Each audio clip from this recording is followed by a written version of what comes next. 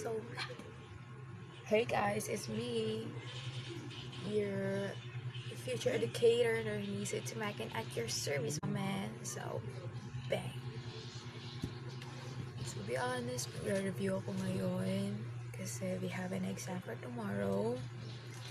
And kakatapos ko lang din mag-read ng sarili ko para sa spoken poetry. And then, by the way, I'm drinking some tea at the moment. I'm sorry because it's so messy, as always. Then I'm going to search what kind of music that I want to listen to. I mean, mas prefer ko talaga. I'm sorry about this, but I prefer sexual songs. Lalo, wait lang. See them.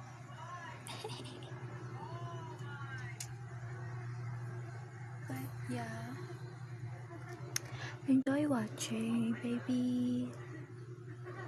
Actually, I'm listening to music right now, and this is what I'm listening to.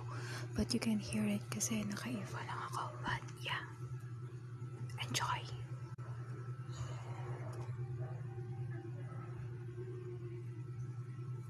Peace out, yo. Video muna tayo since I'm kinda using towel right now. Ano ba ipapakita ko sa'yo? So, actually, I'm having a mental breakdown right now.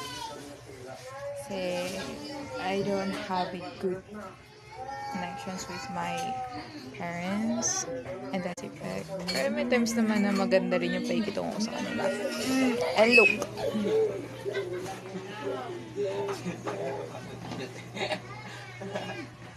That's my and ikipag laro siya. Hey, what's up? I'm walking now kasi pupunta kami ngayon sa school para sana pag-send ng video. Yeah. And also, I prefer walking. So yeah, I'm currently walking.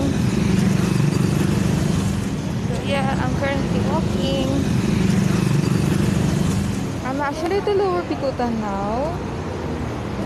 Hi guys, ito na kami sa school. Hi guys, nagbayad na kami ng Twitch. Ito yung mga prof.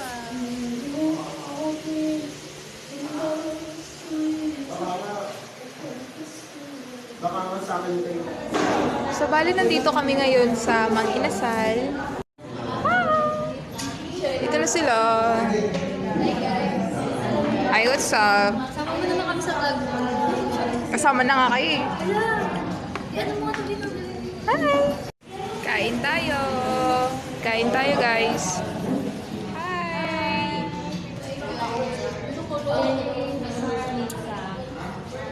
Kain! Since all of you are curious kung anong relationship ko with my family and with my friends or whatsoever. So I'm gonna tell this one by one. So first, I don't really have a good relationship with my family. Lalo na kay dad. Kasi si papa is too personal kasi. But yun yung reason ko ba't sobra akong napalayo.